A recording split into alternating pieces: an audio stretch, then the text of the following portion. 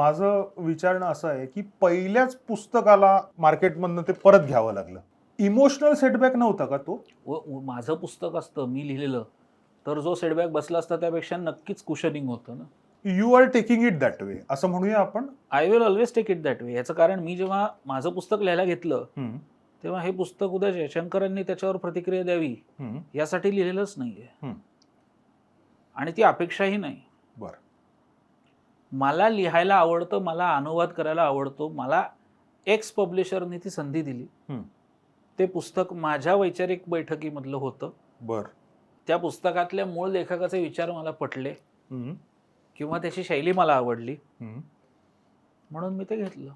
मग असं पुस्तक मला लोकांचा आणि भूराजकीय इतिहास हा आवडतो. जिओपॉलिटिक्स किंवा जागतिक युद्ध, इंटरनॅशनल वॉर्स हा माझा खूप आवडीचा विषय. बरं.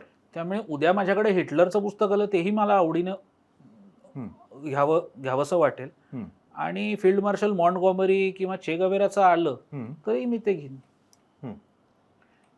मला बेसिकली मी जेव्हा अनुवाद म्हणून आणि पुन्हा ते कसं होतं ते पहिलं पुस्तक होतं. मला कुठेही झेंडे काढायचे नव्हते की त्या पुस्तकावर उद्या 50 पुस्तकं येतील आणि माझा अनुवादक म्हणून आणि नंतर ज्येष्ठ अनुवादक म्हणून नाव लागेल हे माझी कधी अपेक्षा नाही. बरं. कारण माझ्यापेक्षा माझ्या वयाच्या काही पट अनुवाद केलेले अनेक अनुवादक प्रसिद्ध आहेत. त्या कॉम्पिटिशनला मला उतरायचं, मला इनफॅक्ट कॉम्पिटिशनला उतरायचंच नाही. सो माझं पुस्तक कोण वाचतं कोण वाचत नाही याचा एका पॉईंटनं मी विचार करत नाही. कारण तो जो विचार केला तर मग प्रत्येक शब्द लिहिताना मला 10 वेळा विचार करायला लागेल. बरं. आणि अनुवाद करताना सुद्धा मग मला काहीच करता येणार नाही. बरं. पुस्तक घ्या, वाचा, आवडलं बोला, नाही आवडलं टीका करा. मी माझं काम केलंय. पुढे परसिव्ह कसं करायचं हे माझ्या कंट्रोलमध्ये नाही. बरोबर. आणि जे आपल्या कंट्रोलमध्ये नाही त्याचा विचार करून आधीच गळणारे केस अजून त्याची गळती वाढवायची अशी माझी अजिबात इच्छा नाही. त्याच्यामुळे इदम न मम हे माझं अनुवादक म्हणून काम करताना मी कायम म्हणत असतो इदम न मम. बरं. कारण हे माझं नाही, मी फक्त माध्यम आहे. यू आर जस्ट उद्या ते पुस्तक हिट झालं तरी ते माझं नाही. मी फक्त माध्यम आहे. म्हणून लोकांनी मला येऊन सांगितलं की तुमचा अनुवाद चांगला आहे तर मला तो 2 अंशी ते एनर्जी मिळेल पुढचा अनुवाद अजून चांगला करायचा. माझा फक्त त्या 6-8 महिने जे काय त्या पुस्तकावर कालावधी लागला असेल तेवढंच माझं. इनफॅक्ट मी जेव्हा टिपू सुलतान जेव्हा आलं तेव्हा सुद्धा की अभ्यासाचं कम्प्लीट श्रेय विक्रम संपत यांना आहे. मी फक्त ते मराठीत मांडलं. त्यामुळे दुसऱ्या एका ठिकाणी जेव्हा मला बोलवणं आलं आणि टिपूवर चर्चा केली तेव्हा मी पहिल्यांदाच सांगितलं की मी अनुवादक आहे. याचं संपूर्ण 99% श्रेय त्यांचं 1% असेल तर ते माझं आहे. कारण मी फक्त त्या भाषेत आणलं.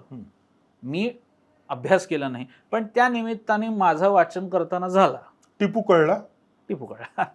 आणि टिपूच असं नाही, आता त्याच्या आधी पण मध्ये इंडिया वर्सेस चायना हे जे पुस्तक केलं तर तेही म्हणजे तोही एक कसं असतं काही विषय निदान जेव्हा भूराजकीय पुस्तकाचा अनुवाद होतो आपण जिओपॉलिटिकल म्हणूया. भूराजकीय खूप अवघड जातंय. त्याला मराठी शब्द जिओपॉलिटिकल आहे. आपण शुद्ध मराठीत बोलूया. बरोबर. नाही काय होतं कारण एखादा विषय जेव्हा चालू असतो म्हणजे मे 2020 मध्ये जेव्हा गलवानचा प्रश्न आला मग ते पुन्हा भारत चीन संबंध, मग नेहमीप्रमाणे दोन्ही गट, नेहरूंच्या चुकापासून मोदींच्या चुका, मग ते सगळं आपल्याला कारण आपण ऐतिहासिक देश असल्यामुळे आपल्याला इतिहास उघडायला खूप आवडतं. आपल्याला म्हणजे आपण नवीन लोक इतिहास घडवत नाही पण दुसऱ्यांचे इतिहास कुरवाळायला आपल्याला पहिल्यापासून आवडतं. आणि आपल्याकडे एक भंपक आदर्शवाद आहे. त्यावेळेस कसं होतं ती मीडिया सुरू होतो, त्याच्यावर चर्चा सुरू होते, मग त्याच्या अलीकडे काय पलीकडे काय आणि मग नवीन विषय येतो कधीतरी आणि तो विषय बाजूला पडतो. बरोबर. अशी पुस्तकं करत असताना त्यावेळेस सगळं ते आठवायला लागतं. कुठेतरी नोट्स काढलेले असतात, कुठेतरी लिहून ठेवलं, काही कात्रणं करून ठेवले असतात, कुठेतरी अचानक व्यक्त व्हावं असं वाटतं म्हणून फेसबुक किंवा इतर काही माध्यमांवर व्यक्त पण झालेलो असतो पटकन, ते रिलेट करता येतं.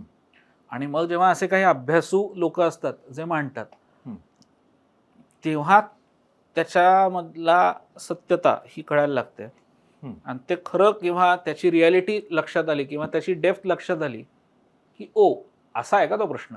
बर. मग त्याचा एक वेगळा आनंद असतो की असा प्रश्न मराठी वाचकांपर्यंत पोचताना मी माध्यम झालो, याच्यात मला खूप आनंद मिळतो. बर बर. आणि ह्याच्यामध्ये असं नाही की तो मुद्दा मला पहिले कळला नाही, सॉरी, तो मुद्दा अनेकांना कळलाही असेल, फक्त ते व्यक्त मी झाले फक्त नाही. मराठीत मांडू शकलो, माझं कुठेतरी कदाचित मला मिळाली ती संधी, एवढाच काय तो फरक आहे. त्यामुळे मी काही सामान्य वाचकांपेक्षा वेगळा नाही. इनफॅक्ट अनेक वाचक आहेत ज्यांना अनुवादकांपेक्षा जास्त माहिती असते, फक्त ते तुम्ही म्हणाल तसं की ते प्रकाश झोतात कदाचित येत नाही किंवा त्यांचं नाव तिकडं लागत नाही. आमचं फक्त नाव लागतं कारण तो प्रोटोकॉल आहे, अनुवादक म्हणून नाव लावायला पाहिजे म्हणून तेवढं. अनेक पुस्तकांमध्ये अनुवादक माहिती पण नाही येत, असाही एक काळ अनुवाद क्षेत्राने बघितलाय. बरोबर. मग त्यावेळेस काय करा, म्हणून मग त्यांना दुय्यम लेखायचं का, असं अजिबात नाही. आता आमचं अनुवाद संमेलन पुण्यात 2-3दा झालं आणि ते इतके ज्येष्ठ रवींद्र गुजर अनुवादक यांनी घेतलं ते, इफ आय एम नॉट ते भीष्माचार्य आहेत. म्हणजे अनुवाद क्षेत्रातले ते भीष्माचार्य, पापिलॉन सारखं. आणि म्हणजे मी म्हटलं ना, माझ्या वयाच्या चौपट पुस्तकं या लोकांनी किंवा लीना सोनी मॅडम असतील आणि वेगवेगळे विषय, त्यामुळे त्यांच्याशी नाही बरोबरी करून काय फायदा आहे. त्यांनी केलेली पुस्तकं आपण तर पुन्हा करू शकत नाही आपण, आणि करायचीही नाही. फक्त आपण नवीन काय कसं आहे ते आपल्याकडे मराठीत म्हणतात तसं की रेष पुसण्यापेक्षा आपली रेष मोठी करण्यामध्ये जरा जास्त एनर्जी खर्च करावी, ते सोपं असतं. खोडत बसण्यात, म्हणजे ज्यांना ड्रॉइंग आवडतं ते सुद्धा की एक ताठ रेष ओढा कागदावर आणि ती खोडत बसण्यात 10 वेळा जेवढी एनर्जी लागेल नीट खोडण्यात, त्यापेक्षा त्याच्या शेजारी नीट स्केलवरती पेन्सिल घेऊन एक सरळ रेष मागण्यामध्ये कमी एनर्जी खर्च होते.